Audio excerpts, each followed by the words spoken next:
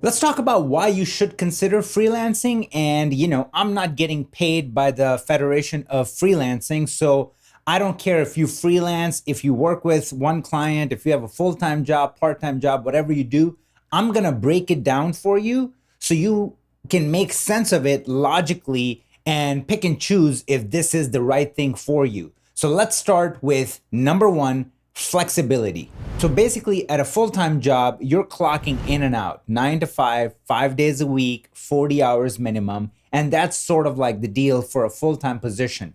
So what happens is that you cap out. Let's just say you get a job as a entry level video producer and you're starting out at like $50,000 in the United States.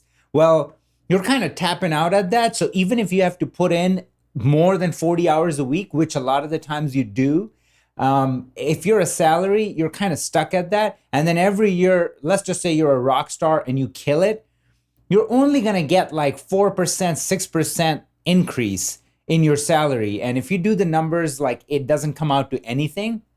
And that's just what I mean. On the other hand, with freelancing, it gives you a lot more flexibility. So you can pick your own hours. If you want to work one week, 120 hours, you really can. If you want to work 20 hours the next week, you can. You kind of go with your own pace rather than it being decided for you. So that is a huge plus for many creatives out there, especially in our field. Creativity that just doesn't kick in at 9 a.m. every morning, okay? A lot of the times when I'm editing, my schedule is reversed.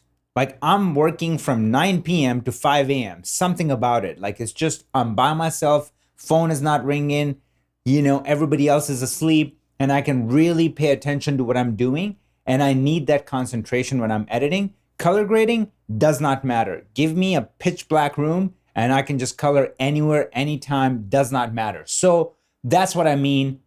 Flexibility matters a lot when you're a creative.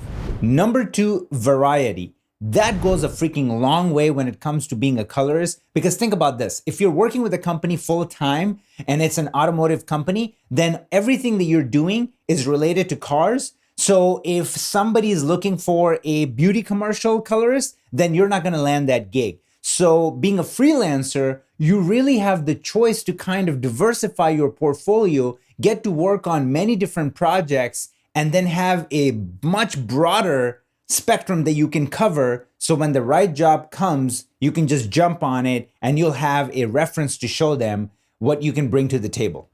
Number three, working with rather than working for.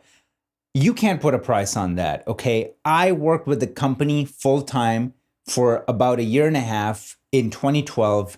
And yes, I learned a lot from it, but you do not understand the toll it takes on your soul as a creative.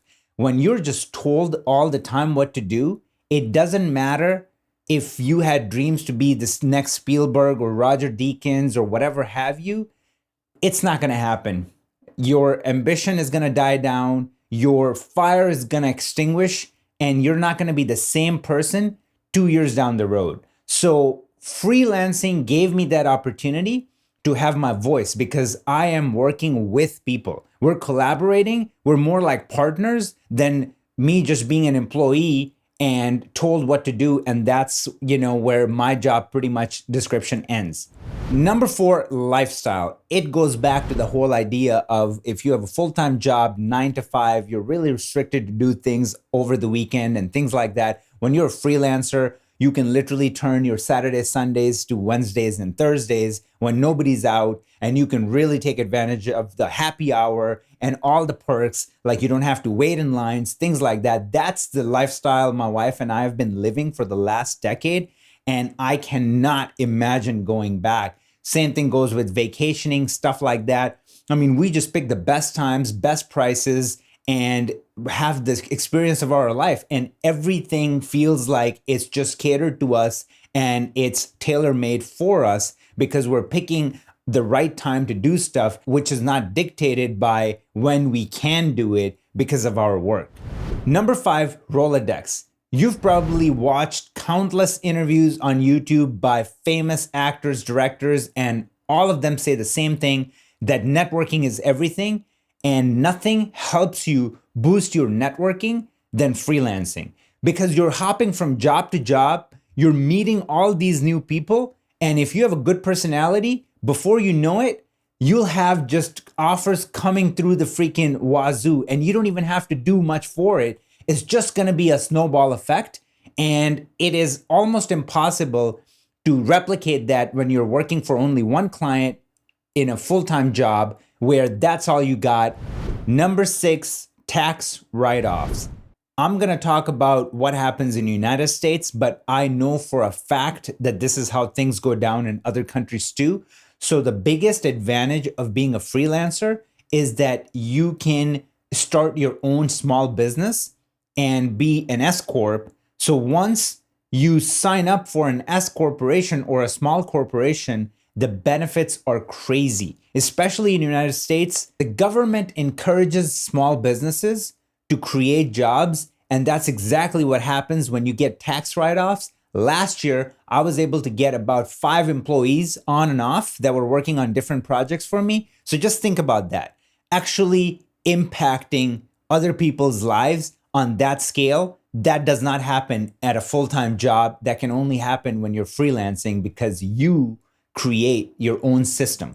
So I'll highly advise all of you, honestly, to look into this because you don't understand. If you don't create an S Corp in the United States, then you're probably screwed and more likely to go get a full-time job because you need that insurance and all those perks that you get with a full-time job. But once you understand the benefits that you can get with an S Corp, it's going to be game over. It's going to be a eureka moment. Look into it, do your own research, talk to your tax guy. And I'm telling you, that's probably the biggest advice you're going to get from this course.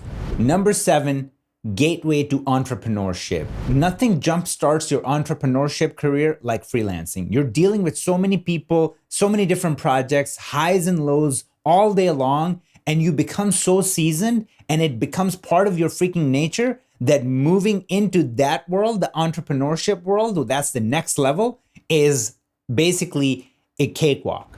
Number 8, scalability, the granddaddy of all the points that I just made. So when you're moving up gradually and all the steps that I just took you through, eventually right around the entrepreneur path, you're gonna start scaling. And when you start scaling, a couple of points ago when I was telling you that I had 5 employees last year, just look at on the screen. I was able to pull about $234,000 last year by working right around about 110 to 115 days. The rest of the time, it was given to all the employees that I had. Some work was getting done in India, some work was getting done in Russia. And this is what happens with scalability. It doesn't mean that I'm working 400 days to make that money. I can work smarter and less and just distribute that work, have a bigger team, and that is a pipe dream if you're a full-time employee, but it's just a gradual shift and incline when you're a freelancer to an entrepreneur and then scaling your business into something much bigger. So I don't know about you, but just spelling out all these points got me so stoked that this is what I've been doing for the last decade, and I'm only going up and things are happening, and it would have never been possible if I was stuck at one place, but it does not come without a cost.